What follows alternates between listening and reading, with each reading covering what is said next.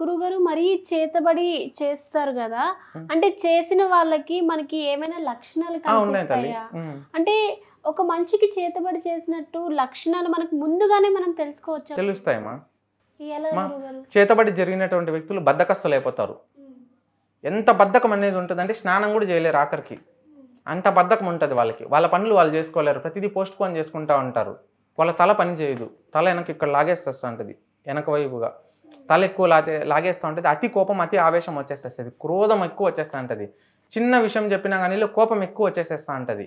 ఎంత కోపం అంటే అంత కోపం వచ్చేస్తుంది వాళ్ళకి. అరే నాయన నువ్వు ఇట్లా పోద్దురా, అట్లా పోరా, ముందర నువ్వు ఉందిరా అన్నా కానీలే, నువ్వేంది నాకు చెప్పేది అని చెప్పేసి వాడు అదే మార్గంలో పోతాడు. అంటే వాని ప్రాణాలను తీసుకోవడానికి వానికి తెలియకుండా ఎవరో ఏదో చేసిండేది వీనికి అంత ఉపగొల్పుతుంది. అతి కోపము, అతి ఆవేశం అనేది ప్రాణాన్ని హరింపజేస్తుంది. అది చేతబడిలో తొలి నియమం. ఆ విధంగా అనేది చేస్తారనమాట. రెండోది నాలుక రుచి కోల్పోతుంది. నాలుక ఎప్పుడైతే రుచి కోల్పోతుందో అప్పుడు వచ్చేసేసి వాళ్ళకి ఈ చేతబడి జరిగిందనే అర్థం. అంటే ఏం తింటున్నా వాళ్ళకి రుచి పచ్చి అనేది తెలియదు అనమాట. మూడవది వచ్చేసేసి ఆరోగ్యంగా ఉన్న వాళ్ళు సడన్గా అనారోగ్యంలోకి వెళ్ళిపోతూ ఉంటారు. ఆరోగ్యంగా ఎవరైతే బతుకుతున్నారో వాళ్ళు అనారోగ్యంలోకి వెళ్ళిపోతూ ఉంటారు. అనారోగ్యంలోకి వెళ్ళి ప్రాణాలు కోల్పోయే స్టేజ్కి వెళ్ళిపోతారు. అప్పుడు చేతబడి జరిగిందని అర్థం. నాలుగవది వచ్చేసేసి ఇంటి లోపల సుఖంగా సంతోషంగా బ్రతుకునేటటువంటి వాళ్ళు, డబ్బులు బాగా వస్తూ ఉంటాయి, మంచిగా ఆరోగ్యంగా సంతోషంగా ఉంటారు. ఒకరిని చూస్తే ఒకరికి కాదు, కొట్టి చంపేసేద్దామనేలాగా అయిపోతుంది పరిస్థితి. భర్తను చూస్తే భార్యకు కాదు, భార్యను చూస్తే భర్త కాదు, తండ్రిని చూస్తే కొడుకు కాదు, కొడుకుని చూస్తే తల్లి కాదు, కూతురుని చూస్తే అమ్మకు కాదు, అమ్మకు చూస్తే కాదు, అత్తకు చూస్తే కోడలు కాదు, కోడలు చూస్తే అత్తకు కాదు. ఇన్ని విధాలుగా పరిపరి విధాలుగా అనేక విధాలుగా చేస్తారనమాట. వాళ్ళ దగ్గర ఉండే దుడ్డు మొత్తం ఖాళీ చేపించేసేస్తారు. ఫినాన్షియలీ లాస్ చేసేస్తారు. వ్యాపారాల్లో నష్టాలు చేపించేసేస్తారు. అప్పుడు చేతబడి జరిగిందని అర్థం. అంటే ఒక మనిషిని ఎన్ని విధాలుగా దెబ్బగొట్టాలో, నష్టపరచాలో, ఎన్ని విధాలుగా పతనం చేయాలో అన్ని విధాలుగాను చేసేస్తారు. చేతబడి జరిగిన వాళ్ళు అంటే కారణం ఉండదు, సడన్గా డెత్ అయిపోతారు. ఉన్నవాళ్ళు ఉన్నట్టు ఉంటారు. ఒక తీర్థయాత్రలకు పోయి వస్తూ ఉంటారు, ఒక పెళ్ళిళ్ళకి పోయి వస్తూ ఉంటారు, డ్యూటీ నుంచి ఆఫీస్ నుంచి ఇంటికి వస్తూ ఉంటారు, ఎక్కడికన్నా ఊరు దాటి బయటికి పోయి వస్తూ ఉంటారు. వాళ్ళకేమీ తెలియదు, పోయిన వాళ్ళు ఇంటికి రాలేరు, ప్రాణాలను కోల్పోతారు. చేతబడి చేస్తే అంత ప్రమాదం. ఆరోగ్యంగా ఉన్న వాళ్ళని అనారోగ్యానికి చేసేసి ప్రాణాలను నిపేస్తారు. ఈ విధంగా ఇద్దరు సంతోషంగా ఉన్నటువంటి అన్నదమ్ములు కానీ, అక్క చెల్లెళ్ళు కానీ, అత్తమామలు కానీ, అత్తా కోడళ్ళు కానీ, నాయనా కొడుకులు కానీ ఈ చేతబడులు చేసేసి వాళ్ళని దూరం చేసేస్తారు. వాళ్ళని ఫినాన్షియల్లీ లాస్ చేసేసేస్తారు. అనేక విధాలుగా ఇబ్బంది పెట్టేసేస్తారు. కంటికి నిద్ర రాదు, పడుకుంటే నిద్ర రాదు, వాళ్ళకి పడుకుంటే నిద్ర రాదు, ఏదో పోగొట్టుపోయినట్టు ఉంటుంది. అదేవిధంగా భగవంతుని కూర్చొనేసి పూజలు చేయలేరు వాళ్ళు. పూజ చేయడానికి మనసు రాదు. దేవుణ్ణి చూస్తానిట్లే వాళ్ళకి బూతులు వచ్చేస్తాయి నోట్లో. బాత్రూంలో కూర్చొని దేవుడు గుర్తొస్తాడు వాళ్ళకి.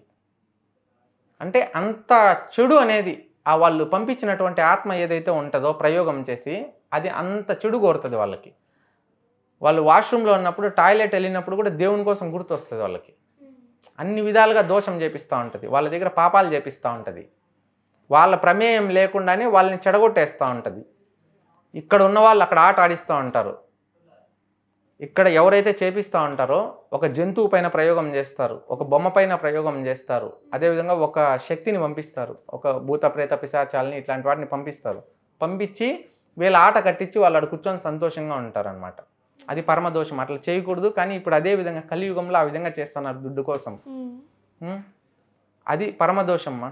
ఈ విధంగా చెడు ప్రయోగాలు చేసినటువంటి వ్యక్తులు ఎవరైతే ఉన్నారో గురి అయినటువంటి వ్యక్తులు తమ యొక్క సంతోషాన్ని కోల్పోతూ ఉంటారు, ఆనందాన్ని కోల్పోతూ ఉంటారు, ఇబ్బందులు మీద ఇబ్బందులు పడుతూ ఉంటాయి, అప్పుల మీద అప్పులు అయిపోతూ ఉంటారు. ఎవరికైతే ఆర్థికంగా అప్పుల మీద అప్పులు అయిపోతున్నాయో పిల్లలు చేతికి వచ్చిన పిల్లలు వచ్చేసి చెడిపోతూ ఉంటారు, తాగులకు బానిస అయిపోతారు, మద్యానికి బానిస అయిపోతారు, జూదానికి బానిస అయిపోతారు, స్త్రీలకు బానిస అయిపోతారు, ఇతర చెడు అలవాట్లకు బానిస అయిపోతారు, దొంగతనాలు చేసేస్తూ ఉంటారు. బాగా మంచిగా ఉండేటటువంటి పిల్లలు చెడిపోయేదానికి చేతబడులు చేస్తున్నారు ఇవాళ కాలంలో. ఈ విధంగా లక్షణం ఉండేటటువంటి వాళ్ళు, అనారోగ్య సమస్యలతో తీవ్రతంగా పీడితం పడిపోయిన వాళ్ళు, రథ ప్రమాదాలు జరిగేటటువంటి వాళ్ళు, వ్యాపారంలో సడన్గా నష్టాలు వచ్చేసినటువంటి వాళ్ళు, నోటికి రుచి తెలియదు, బద్ధకం ఎక్కువైపోతుంది, దేవుని పూజలు చేసుకోలేరు, అనేక సమస్యలు, చెప్పుకోలేనటువంటి సమస్యలు ఏవైనా ఉన్నాయంటే అవి చేతబడులే. దేనిపైన మనసు రాదు వాళ్ళకి, దేనిపైన మనసు ఉండదు, ఏం చేయాలన్నా శరీరం సహకరించదు, వాళ్ళు మంచికి పోతే చెడే వస్తుంది, వాళ్ళ చేతితో ఏం చేసినా నష్టపడిపోతారు. వాళ్ళు ఒకరికి మంచి చెప్పినా వాళ్ళకి చెడు ఎదురొస్తుంది. అందరూ వాళ్ళని చూసే చూపు కూడా చాలా వ్యతిరేకంగా ఉంటుంది. వాళ్ళు దేవుని కోసం శ్రీరామ అని చెప్తే వాళ్ళని బూతు చెప్పినట్టుగా చూస్తారు జనాలు. ఆ విధంగా ఉంటుంది వాళ్ళ పరిస్థితి. చేతబడులు అనేది ప్రాణాన్ని హరింపజేస్తాయి. ఈ లక్షణాలన్నీ ఉంటాయి తల్లి. గురుగారు, మరి చేతబడి చేసే వాళ్ళకి ఈ లక్షణాలు ఉంటాయని చెప్పారు కదా, మరి దానికి నివారణ ఉంటుందా గురుగారు? ఎలాంటి రెమెడీస్ ఉంటాయి గురుగారు దాని నుంచి బయటకు ఈ రావడానికి? చేతబడిలో కూడా అనేక రకాలు ఉన్నాయమ్మా. ఒకరిని ప్రాణం తీయాలని చేస్తారు, ఇంకొకరిని ఆట కట్టించాలని చేస్తారు, ఇంకొకరు పెద్ద స్థాయి నుంచి కిందకు దింపాలని చేస్తారు. అంటే ఇప్పుడు మనం చదివేటప్పుడు మనకి ఎన్ని సబ్జెక్ట్స్ ఉంటాయో ఆ విధంగా దీంట్లో కూడా అనేక సబ్జెక్ట్స్ ఉంటాయమ్మా. ఒకరిని డబ్బు ఉన్నవాడిని డబ్బు లేనికుండా చేయడం, సక్సెస్లో ఉన్నవాడిని ఫెయిల్యూర్గా రానిక చేయడం, ప్రాణంతో ఉన్నవాడిని ప్రాణాలు తీయడం, ఆరోగ్యంగా ఉన్నవాడిని అనారోగ్యంగా చేయడం, మంచిగా బ్రతికేటువంటి వాడిని చెడగొట్టేసేయడం, భార్యాభర్తలు ఇద్దరు సంతోషంగా ఉంటే వాళ్ళని విడగొట్టేసేయడం, ఇట్లా అనేక ప్రమాదాలు అనేక విధాలుగా చేస్తూ ఉంటారు. వాటికి ఒక్కొక్క దానికి ఒక్కొక్క పూజ ఉంటుందిమ్మా. ఈ పూజ చేసేది కొంతమంది ఉపాసకులు వచ్చేసేసి ఒక్కొక్క మన ఇంటికి కూడా ఒక ఇంటి పేరు ఉంటుంది. ప్రతి ఒక్కరికి ఒక గోత్రం ఉంటుంది. ప్రతి ఇంటికి ఒక ఇంటి దేవుడు ఉంటాడు. ప్రతి గ్రామానికి ఒక గ్రామ దేవత ఉంటుంది. అదే మాదిరిగా వీటికి కూడా వచ్చేసేసి ఒక్కొక్క రాష్ట్రంలో ఒక్కొక్క నియమాల పద్ధతిలో చేస్తారు. కొంతమంది హనుమంతుని ఉపయోగించి చేస్తారు, కొంతమంది లక్ష్మీ నరసింహస్వామిని ఉపయోగించి చేస్తారు, కొంతమంది బగలాముఖిని ఉపయోగించి చేస్తారు, కొంతమంది వచ్చేసేసి ప్రత్యంగర అమ్మవారిని ఉపయోగించేస్తారు, కొంతమంది మాతాంగి అమ్మవారిని ఉపయోగించేస్తారు, కొంతమంది వచ్చేసేసి గంగమ్మల్ని ఉపయోగించి చేస్తారు, కొంతమంది కమలాక్షి అమ్మవారిని ఉపయోగించి చేస్తారు, కొంతమంది తారా అమ్మవారిని ఉపయోగించేస్తారు, కొంతమంది కాళీ అమ్మవారిని ఉపయోగించేస్తారు, కొంతమంది వచ్చేసేసి విష్ణుదేవుని ఉపయోగించి చేస్తారు, కొంతమంది శివుని ఉపయోగించి చేస్తారు. అంటే మంచి చేయడానికి వీటిలో ఒక్కొక్కరు ఒక్కొక్క విధంగా చేస్తారు. కానీ చేసేటటువంటి పూజ అనేది చేతబడి చేసేది ఈజీనే, ఒకటి ప్రాణం తీసేది ఈజీనే, కానీ ఒక ప్రాణం నిలబెట్టేది కష్టం. అయిన డ్యామేజ్ అయిపోయి ఉంటుంది, ఫినాన్షియలీ లాస్ అయిపోయి ఉంటాడు, ప్రాణాలు సైతం చివరంచుల వరకు పోయి వచ్చి ఉంటారు. జీవితంలో అన్నీ కోల్పోయిన వాడు చేతబడికి పాల్పడిపోయి ఉంటాడు, చేతిలో చిల్లిగవ లేకుండా అయిపోయి ఉంటుంది పరిస్థితి. అప్పుడు ఎండ్ ఆఫ్ ద డే వాళ్ళకి తెలియదు, అది లాస్ట్లో తెలుసుకుంటారు ఇది చెడు ప్రయోగం అనేసేసని. చెడు ప్రయోగం అంటే పడుకుంటే నిద్ర రాదు, ఏం పని చేసుకోలేరు, అన్నీ రివర్స్ అయిపోతూ ఉంటాయి. ఒకరు చూస్తే ఒకరు కాదు. ఇట్లా అన్నీ జరిగిపోయినప్పుడు ఈ లక్షణాలతో ఉన్నప్పుడు ఈ యొక్క మందిరాల్లో ఒక్కొక్కరు ఒక్కొక్క విధంగా చేస్తారమ్మా. ఇప్పుడు మేము వైష్ణవులం, మేము వైష్ణవ సాంప్రదాయంలో చేస్తాం. మేము ఎవరికి చేతబడులు చేయం, చెడు ప్రయోగాలు చేయం. చేసినటువంటి వ్యక్తులు ఎవరైతే బాధిత పడి ఇబ్బందులు పడుతూ ఉంటారో వారికి మేము నయం చేస్తాం. ఎంత డబ్బులు ఎంత ధనం పోసినా ఒకరు ప్రాణాలు తీసే పని మేము చేయం. ఎంతో కఠోర దీక్షతో ఒక పూట భోజనం తీసుకొని భగవంతుని ఉపాసన చేసి ధర్మంగా భగవంతుని యొక్క పుష్కరాలను చూస్తూ భగవంతుని యొక్క బ్రహ్మోత్సవాలు అంతా తిరుగుతూ గోసేవ చేస్తూ దాన ధర్మాలు చేస్తూ అనాథ సేవ చేస్తూ ఈ యొక్క మానవ జన్మ ఎత్తినందుకు తల్లి నవమాసాల మోసి కనిపించినందుకు జనన మరణాల మధ్యగల బ్రతుకుని తీర్చిదిద్దుకోవడానికి మా గురువు మాకు నేర్పించినటువంటి విద్య ఏదైతే ఉందో ఇది సమాజ శ్రేయస్ కొరకు మేము ఉపయోగిస్తాం. ఒకరికి మంచి మటుకే చేస్తాం కానీ ఒకరికి ఎప్పుడు చెడు చేయం. వారు ఎంత ధర్మాత్ములు రాని, ఎంత పెద్దవారు రాని, ఎంత దుడ్డు ఉన్న వాళ్ళు కానీలే మనం పోం. ప్రాణం తీస్తా అన్నా కానీ ఒకరికి చెడు చేయం. ధర్మాత్ముల దగ్గర మీకు చెడు జరిగింటే మీరు చెడు తీపించుకోండి. ఇప్పుడు ఏమైపోతుందంటే ఒకడు పోయి ఉంటాడు, పోయేసేసి వానికి ఏదో ఒక చెడు జరిగి ఉంటుంది, చిన్న జరిగి ఉంటుంది, కానీ అక్కడ పోగానే ఇప్పుడు సాధారణంగా ఒక హాస్పిటల్కి వెళ్తారు మా కడుపు నొప్పి అని చెప్పేసి అని. ఇవాళ రేపు మల్టీ స్పెషాలిటీ హాస్పిటల్ ఎట్లుంది, కడుపు నొప్పితో పోయి ఉంటాడు వానికి ఆపరేషనే చేయించేస్తారు. రోడ్డు బయట 2 రూపాయలు 10 రూపాయలు దొరికే మాత్ర ఏదైతే ఉందో టాబ్లెట్ ఏదైతే ఉందో అదే అక్కడ 100, 200, 500, 1000 రూపాయలు దొరుకుతాయి. అంటే లెవెల్ బట్టి ఇప్పుడు రోడ్డు బయట తింటే ఒక రేంజ్ ఉంటుంది, రెస్టారెంట్లోకి పోయి తింటే ఒక రేంజ్ ఉంటుంది, అదే 5 స్టార్ హోటల్ పోయేసరికి ఇంకో రేంజ్ ఉంటుంది. ప్రాంతం మారే కొద్దికి డిమాండ్ పెరిగే కొద్దికి ఏ విధంగా అయితే ఉంటుంది దీంట్లో కూడా డబ్బులు దండుకునేదానికి అనేక విధాలుగా చేస్తూ ఉంటారు.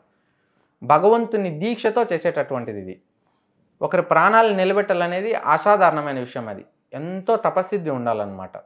10 మంది దగ్గర పోతే ఇప్పుడు ప్రతి ఊర్లోనూ వైద్యులు అని చెప్పేసి ఉన్నారు, గంగమ్మలను పూజించే వాళ్ళు ఉన్నారు, కొయ్యదర్లను ఉన్నారు, మళ్ళీ వచ్చేసేసి బుడబుక్కుల వాళ్ళని ఉన్నారు, మళ్ళీ వచ్చేసేసి కొంతమంది కాటి కాపర్లు అని ఉన్నారు, కొంతమంది వచ్చేసేసి వైద్యం నేర్చుకునేటువంటి వాళ్ళు ఆస్ట్రాలజర్స్ అని చెప్పుకునే వాళ్ళు ఉన్నారు. ఒక్కొక్కరు ఒక్కొక్క పద్ధతుల్లో తాంత్రికంగా మాంత్రికంగా యాంత్రికంగా తీసే వాళ్ళు ఉన్నారు. కానీ అవంతా దోషం. ఇవాళ అవి తీసిన స్వతహాకి అప్పటికప్పటికి ఉంటాయి తప్పిస్తే మళ్ళీ ఇవంతా వాళ్ళకి రివర్స్ అయిపోతుంది. చేసేది అనేది ధర్మ మార్గంగా చేయాలి. 3 రోజులు ఉపవాస దీక్షలతో ఉండి ఎంతో కఠినంగా భగవంతుని ఉపాసన చేసి ఖచ్చితంగా గోమాత ఎవరైతే ఉన్నారో గోమాతకు పూజ చేసి గోదానం చేసి లేకపోతే గోదేవునికి పూజ జరిపించి లేకపోతే గరిక స్తంభం ఏదైనా ఏపిచ్చి భగవంతునికి ఉపాస దీక్షతో ఎంతో కఠోర నియమనిష్టలతో ఒక హోమ మార్గంలో వారు ఉపాసన చేసేటటువంటి, ఇప్పుడు మేము వైష్ణవ సాంప్రదాయంలో చేస్తాం. మేము విష్ణుమూర్తిని ఉపయోగించుకొని విష్ణుమూర్తి యొక్క దేవుడు అనుగ్రహ ఆశీర్వాదంతో ఒకరు చెడిపిన వాళ్ళని మనం మంచి చేస్తామన్నమాట. అది ఒక్కొక్క పుణ్యక్షేత్రంలో అదే చెప్పాను కదా, ఒక్కొక్క రాశిని బట్టి, వాళ్ళ తలరాతను బట్టి, వాళ్ళ విధిరాత, వాళ్ళు చేసినటువంటి పాప కర్మ చెడు దోషాలు ఏవైతే ఉన్నాయో వాటిని బట్టి మనం పూజలు చేస్తామన్నమాట. ఒక్కొక్కరు ఒక్కొక్క తప్పిదాలు చేసి ఉంటారు. వాళ్ళు తప్పు చేసినారు కాబట్టి ఆ కర్మను తెచ్చుకొని ఉంటారు. పూర్వం ఒకరిని కడుపు కొట్టింటారు కాబట్టి ఈ జన్మంలో వాళ్ళు బాగానే బతుకుంటారు. ఒకప్పుడు ఒక కర్మ కొట్టినాడు కాబట్టి వాళ్ళ ఆ కర్మని, వాళ్ళకి చేసినటువంటి తప్పు మళ్ళీ వీళ్ళకి తిరిగి చేస్తాడు ఈ జన్మంలో. ఈ జన్మంలో వాడు చేసి వచ్చినందుకు వాని ఇంటి దేవుడు ఎవరైతే ఉన్నారో, వాడి గ్రామదేవత ఎవరైతే ఉందో, వాళ్ళు ఏ కర్మలు చేసుకొని అదే తల్లిదండ్రులు కడుపుని జన్మించి ఉంటారో వీళ్ళ కర్మానుబంధం మొత్తం చూస్తామన్నమాట. కాలచక్రం గీసి వీళ్ళ కర్మానుబంధం, రుణానుబంధం అన్నీ చూసి వాళ్ళ కర్మలు ఏ విధంగా తెగుతాయి, దీని నుంచి వాళ్ళకి ఏ విధంగా బయటపడతారో ఆ విధంగా వాళ్ళకి తగిలేటట్టుగా ఆ కర్మలు దోషాలు తొలగించే విధంగా మనం చేస్తామన్నమాట. దానికి చేసే నియమాలు కొన్ని ఉంటాయి. ఆ పద్ధతుల్లో మనం చేస్తామన్నమాట. వాళ్ళు ఉపవాస దీక్షలు ఉండాలి, ఎంతో పవిత్రంగా ఉండాలి. తర్వాత ఈ చెడు ప్రయోగాన్ని తీసిన తర్వాత భగవంతుని వాళ్ళు చేసినటువంటి తప్పిదాలను ఒప్పుకోవాలి. అప్పటి నుంచి ఎంతో పవిత్రంగా ఉండాలి, ఎంతో ధర్మంగా బ్రతకాలి. ఒకరు చెడు కోరకూడదు, ఒకరి కోసం చెడు వినకూడదు, చెడు చెప్పకూడదు, చెడు మాట్లాడకూడదు. వాళ్ళ పని ఎంతవరకు అంతవరకే చేసుకోవాలి. వాళ్ళకి వీలైతే 10 మందికి మంచి చేయాలి. ఎవరైనా ఆకలితో ఉంటే అన్నం పెట్టాలి తప్పిస్తే, వాళ్ళకి వీలు కాకపోతే వాళ్ళ స్వబుద్ధిగా వాళ్ళు బ్రతుకోవచ్చు. అంతేగాని ఒకరు చెడు కోరి మళ్ళీ ఒకరిని చెడగొట్టేటటువంటి పని చేయకూడదు. ఇంకొకరు తిరిగి మనకు చేసినారని ఇంకొకరు చెడిపోయినారంటే అది ప్రాణాలనే పోగొట్టుకుంటారు. ఎంత ధర్మబద్ధంగా బతకాలి. ఆధ్యాత్మిక చింతనతో భగవంతుని పాదం పట్టుకొని వారు పుట్టినందుకు ఆ జన్మని భగవంతుని పాదానికి అర్పింపజేసుకోవాలి. చాలా పవిత్రమైనదిమా. ఇది మేము వైష్ణవ సాంప్రదాయంలో చేస్తాం తల్లి. వైష్ణవ సాంప్రదాయంలో మత్స్యావతారానికి సంబంధించి చేస్తాం, కుర్మావతారానికి సంబంధించి చేస్తాము. తర్వాత వచ్చేసి లక్ష్మీ నరసింహస్వామి ఉగ్రరూపంలో వీటన్నిటికీ పటాపంచలు అయిపోతాయి. దుష్ట శిక్షణ శిష్ట రక్షణ ఉంది, దాంట్లో చేస్తాము. తర్వాత విష్ణుమూర్తిది ఉంది, వెంకటేశ్వర స్వామి పూజలతో కూడా చేస్తామమ్మా. ఇట్లా అనేక పద్ధతులు వామన అవతారంలో చేస్తాం, పరశురామ అవతారంలో చేస్తాం. శ్రీరామ రక్ష, రామకోటి రాస్తారు కదా, శ్రీరామ రక్ష, హనుమాన్ దండకం ఎట్లా చూస్తారు, ఈ విధంగా మొత్తం వైష్ణవ సాంప్రదాయంలో ఈ అన్ని విధాలుగా జరుగుతుంది పూజ. భగవంతుని విష్ణు అవతారాలు ఏవైతే ఆ విధంగా మేము చేస్తామా. ఇది ఒకరికి మంచి చేసేది కానీ ఒకరికి చెడు చేసేది కాదు. ఎవరైనా చెడిపోయిన వాళ్ళని బాగుపరుస్తాం అంతే. మనకి ఎవరైనా చెడు చేయంటే మనం చెయ్యం. అంత ధర్మబద్ధంగా చేసిండేదిమా. వాళ్ళకి చేసిన తర్వాత మంచి చేసిన వాళ్ళకి మంత్రోపదేశం చేసి వాళ్ళకి గురువు ఆశీర్వాదం ఇచ్చి భగవంతుని యొక్క ఆధ్యాత్మిక చింతనలో వాళ్ళు ఇంకెప్పుడు చెడిపోకుండా, ఇంతకుముందు ఎవరన్నా వాళ్ళకి ఏమన్నా చేసి ఉన్నా అవన్నీ తొలగించేసేసి ఇకపైన వాళ్ళు సంతోషంగా సుఖంగా ఉండేటట్టు, వాళ్ళ బిడ్డలు ప్రయోజకులు అయ్యేటట్టు, వాళ్ళు సంపాదించిన ధనం మిగిలేటట్టు, వాళ్ళ ఇంట్లో అందరూ ఆరోగ్యంగా ఉండేటట్టు, వాళ్ళకన్నీ మంచి జరిగేటట్టు, వాళ్ళు ఏ పని చేసినా విజయం చేకూరేటట్టు, వాళ్ళు వేసే అడుగులు 10 అడుగులు ముందర పడేటట్టు మనం చేసిస్తాము. వాళ్ళు కూడా సంపాదించిన వాళ్ళు కూడా దాన ధర్మం చేసుకొని భగవంతుని సేవ చేసుకొని వారి జీవితాన్ని వారు ధన్యం చేసుకునేటట్టుగా మనం చేయిస్తాం. వాళ్ళకు ఒక రక్షణ కవచం ఇస్తాం. పూజ చేసిన తర్వాత మంత్రోపదేశిస్తాం. ఆ రక్షణ కవచం అనేది అది వాళ్ళు భద్రంగా దాచిపెట్టుకొని వాళ్ళ ఇంటికి భద్రం చేకూరుస్తాం. వాళ్ళు ఉండేటటువంటి స్థానబలానికి నరదిష్టి నరఘోష లేకుండా వాళ్ళకి రక్షణ కల్పిస్తాం. వాళ్ళని తర్వాత ఎవరు ఏం చేసినా ఏమీ కాదు, వాళ్ళ ప్రాణాలను అనేది నిలబెడతాం ఆ భగవంతుని అనుగ్రహ ఆశీర్వాదంతో. అది ఒక్కొక్కరికి ఒక్కొక్క విధంగా ఉంటుంది. ఒక్కొక్కరు ఒక్కొక్క విధంగా ఒక్కొక్క చూపుతో చేసింటారు. ఒక స్త్రీ ఒక పురుషుడికి ఏదో మనసులో కోరిక వాంఛలతో చేస్తాడు. ఒకడు శత్రువు ఒక మిత్రునికి ఏదో వాడు దెబ్బ కొట్టాలని చేస్తాడు. ఇట్లా అనేక విధాలుగా ఈ ప్రయోగాలు, చెడు పాప కర్మ దోషాలు ఏ విధంగా చేతబడుల్లో చేసినారో వీటన్నిటిని ఒక్కొక్క దానికి ఒక్కొక్క ట్రీట్మెంట్ ఉంటుంది తల్లి. ఒక్కొక్క దేవుడితో మేము వైష్ణవ సాంప్రదాయంలో ఈ విధంగా చేస్తాం. కానీ వన్స్ చేస్తే సెకండ్ టైం వాళ్ళకి ఇంకేమీ ఎఫెక్ట్ కాదు, వాళ్ళు బాగా సంతోషంగా ఉంటారు. కానీ అది వాళ్ళు ధర్మంగా బ్రతుక్కోవాలి. మళ్ళీ అధర్మ మార్గంలో పోయేసేసి మళ్ళీ ఏదైనా చేస్తే మళ్ళీ ఆ దోషాలలో తగులుతాయి. అదే అట్లా ఉంటుంది తల్లి. అంటే ఒకరి మీద ప్రయోగం చేస్తారు కదా, దాన్ని మీరు నివారణ చేస్తారు. చేసిన తర్వాత కూడా వాళ్ళు ధర్మబద్ధంగా ఉంటే ఖచ్చితంగా ధర్మంలో మార్గంలో నడవాలేమా. ఇప్పుడు ఎట్లా అంటే ఒకరు చేతబడి గురి ఉంటాడు, వాడు వచ్చి ఉంటాడు మన దగ్గరికి, వాడు దుడ్డు తెచ్చిస్తేనే మనం చేయము. ఇక్కడ మాకు మంచి చేయమంటే వాడికి యోగ్యం ఉండాలి. వాడు గత జన్మల పాపపుణ్య కర్మలన్నీ మేము చూస్తాం. అక్కడ కాలచక్రం కర్మచక్రం గీస్తాం. కాలచక్రం కర్మచక్రం గీసినప్పుడు వీడు ఏంటి గత జన్మలో ఏం చేస్తున్నాడు, ఇప్పుడు ఎందుకు వాడు మళ్ళీ వీనికి తిరిగి ప్రయోగం చేశాడు. ఒకరిని కొడితేనే వాడు మనకి తిరిగి కొడతాడు, ఒకరిని గౌరవిస్తే మనకి తిరిగి గౌరవిస్తాడు. ఈ జన్మంలో నువ్వు ఎవరికి తప్పు చేసిండవు, పోయిన జన్మంలో ఒకరిని తప్పు చేసి ఉంటావు కాబట్టి వాడు ఈ జన్మంలో ఆ తప్పు తీర్చుకోవడానికి నీ మీద ప్రయోగం చేసి ఉంటాడు. ఆ తప్పుని తీర్చేటప్పుడు నువ్వు ఎవరు ఏంటి, నీది గత జన్మలు మొత్తం తోడుతామన్నమాట. గత జన్మలో నువ్వేంటి, ఏం కర్మలు రాసావు అన్నీ తీసి ఆ బ్రహ్మలిఖితం ఏ విధంగా ఉంది, కాలచక్రంలో కర్మచక్రంలో మీ మొత్తం అంతా మీ డేటా ఏదైతే ఉంటుందో ప్రతిదీ చూస్తామన్నమాట. ప్రతిదీ చూసి మీరు పుట్టినటువంటి తిదివిధి గడియల్లో మీ పూర్వ జన్మములు ఏ విధంగా ఉన్నాయి, మీ కర్మములు ఏ విధంగా ఉన్నాయి, మీ ఇద్దరికి వైర్యాలు అంటే శత్రుత్వం ఏ విధంగా ఉంది, ఆ శత్రుత్వాన్ని అంతా చూస్తామన్నమాట. చూసి దానికి నెక్స్ట్ వాడు నీ జోలికి రాకుండా ఉండడానికి ఏం చేయాలి, నువ్వు వాని జోలికి పోకుండా ఉండడానికి, వాని నుంచి రక్షింపబడడానికి నువ్వేం చేయాలి, నువ్వు ఆధ్యాత్మిక చింతనతో ఈ పూజలన్నీ చేసిన తర్వాత భగవంతుడికి చెప్పినటువంటి దీక్ష రూపంలో నువ్వు ముందరకు పోయాలి. అప్పుడు ఈ పూజలు చేసినప్పుడు పాము గరవాల్సిన దగ్గర చీమ గరచి వెళ్ళిపోతుంది, నీ ప్రాణాలు నువ్వు రక్షించుకోగలుగుతావు. అంత పవిత్రమైనటువంటిది మా ఇది. కాలచక్రం కర్మచక్రంతో మనం గీసి ప్రతి ఒక్కటి చూస్తాం, ప్రతి ఒక్కటి కూడా తెలుస్తుంది అనమాట. అసలు శిశులైనటువంటి సనాతన హిందూ ధర్మంలో రాజులు, మునులు, సిద్ధులు, యోగులు, తత్పురుషులు దైవ కాలాల నుంచి కూడా ఇదే పద్ధతిలో చూసేవాళ్ళు. ఇప్పుడంటే రకరకాల ఆస్ట్రాలజీలు వచ్చేసినాయి. ఒకడు కేపీ ఆస్ట్రాలజీ అంటాడు, ఒకడు వచ్చేసేసి బ్లడ్ తీసుకునేసి ఆస్ట్రాలజీ చూస్తున్నారు, అట్లా అయిపోయింది. ఒకడు టారెట్ కార్డ్స్ అంటాడు, ఒక్కొక్కరు ఒక్కొక్కటి నమ్ముతున్నారు. అసలు శిశులైనటువంటి పద్ధతి ఇది. మనం ఇప్పుడు గుడికి పోతానంటే నీ న్యూమరాలజీలో నీ పేరు ఏం చెప్పంటే నీ పేరు మార్చుకున్నానని చెప్పేసేసి అని ఒకే అక్షరాలు 2 రాసుకుని వేసేసి ఇవన్నీ చెప్తే పోదు. గుడికి పోతే ఏం అడుగుతారమ్మా, నీ ఇంటి పేరు అడుగుతారు, నీ గోత్రం పేరు అడుగుతారు, నీ తల్లిదండ్రుల పేరు అడుగుతారు, అంతే. ఇక్కడ చెప్పేటటువంటి సాక్షాత్తు భగవంతుని దగ్గరికి పోతాయి. ఆ విధంగా ఇప్పుడు మనకు ఒక పిన్ కోడ్ ఎట్లయితే ఉందో, ఒక అడ్రస్ ప్రూఫ్ ఎట్లయితే ఉందో, విలేజ్, తర్వాత వచ్చేసేసి మన గ్రామము, ఒక మండలము, ఒక డిస్టిక్, ఒక స్టేట్ ఏ విధంగా ఉందో భగవంతుని దగ్గర కూడా ఈ విధంగా మనం ఉంటుంది. ప్రతి ఒక్కటి కూడా నీ కర్మానుసారం ఉంటుంది. చిత్రగుప్త మహర్షి రాసిన లిఖితం ఉంటుంది. దానిని బట్టేసేసి వైర్యాలు అనేది ఊరికే ఏర్పరు. ఒకటి చేతబడి చేస్తానంటే ఊరికే రాదు. వాడు నువ్వేదో తప్పు చేసి ఉంటే వాడు మళ్ళీ ఆ వైర్యాన్ని తెంచుకోవడానికి గత జన్మలో వానికి పాల్పడలేదు కాబట్టి ఇక్కడ వస్తాడు. అవి జాతకంలో కూడా కనిపించవు. మీరు ఎవరి దగ్గర జాతకాలు చూపించినా కూడా కనిపించవు. అసలు శిశులైన జాతకం చూసే పద్ధతి ఇది. జాతకం చూసిన వాడు ఈ విధంగానే చూస్తారు. కానీ ఇప్పుడు అనేక పద్ధతుల్లో వచ్చేసాయి. సనాతన హైందవ ధర్మ ఈ ఏదైతే జ్యోతిష్యం ఉందో, ఈ సనాతన హైందవ ధర్మ జ్యోతిష్యం ఏదైతే ఉందో ఇది వేదానికి అనుసంధానమైనటువంటిది, 4 ధర్మాలకి అనుసంధానమైనటువంటిది, దేవునికి అనుసంధానమైనటువంటిది. దీంట్లో పరిహారంలో కూడా కేవలం వచ్చేసేసి యజ్ఞాలు, వ్రతాలు, పూజలు, నోములు, గోసేవ, భగవంతుని సేవకు సంబంధించినటువంటిదే. ఇది ఎక్కడో అడవిల్లో చేసేది కాదు, ఎవరికో చెడు చేసేది కాదు. అన్ని ప్రతిదీ దేవుడి మందిరంలో కూర్చొని చేసేటటువంటి పూజలు ఇవి. ఇది మొత్తం సాత్వికమైనటువంటి పూజలు. దీనికి ఏవి బలులు ఏవి ఉండదు, బలులు ఇచ్చి చేసేది కాదు. పూర్తి బ్రాహ్మణత్వంలో పూర్తి భగవంతుని యొక్క సాత్వికమైన పద్ధతుల్లో చేసేటటువంటి గొప్ప పూజలు. ఇది వైష్ణవ సాంప్రదాయంలో జరిగేటటువంటి ఇటువంటి చేసేటటువంటి వారు కూడా భూలోకంలో 100 మంది కూడా లేరు. ఇప్పుడు అందరూ రకరకాల పద్ధతిలో డబ్బు సంపాదించుకోవడానికి, ఒక మోసం చేయడానికి, త్వరగా ఎదిగిపోవడానికి చాలా చేయొచ్చు. ఎందుకంటే ఈ ఫీల్డ్లో చాలా ఉంది దుడ్డు. కష్టంలో ఉన్న వాళ్ళు ఖచ్చితంగా ఒక గురువుని ఆశ్రయిస్తారు. ఆరోగ్యం బాగలేని వాళ్ళు హాస్పిటల్కి డాక్టర్ని సంప్రదిస్తారు. ఆ విధంగా సమస్యల్లో ఉన్న వాళ్ళు అంటే ఏదైనా కానీ న్యాయపరమైన చిక్కులు ఉన్న వాళ్ళు ఒక లాయర్ని సంప్రదిస్తారు. ఈ విధంగా ఇది కూడా అంతే. అంత కలికాలం మొత్తం అంత దోషం ఉందేమా.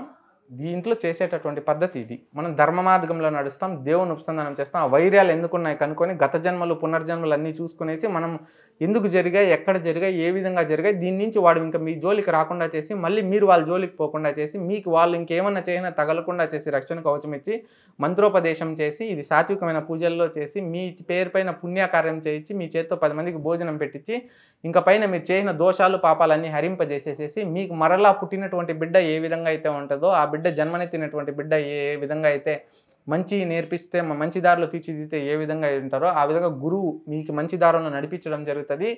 మీరు ఆధ్యాత్మిక చింతనలో ముందుకు పోతే మీ జన్మం అనేది మోక్ష మార్గంలో నడుస్తుంది. అదే తల్లి. చాలా చక్కగా చెప్పారు గురువుగారు. Thank you so much. సంతోషం అమ్మా. జై శ్రీమన్నారాయణ తల్లి. గోవింద గోవింద. సర్వే జన లోక సమస్త సుఖినో భవంతు. ధర్మో రక్షత రక్షత. గురుభ్యో నమః. గోవింద. జై శ్రీమన్నారాయణ.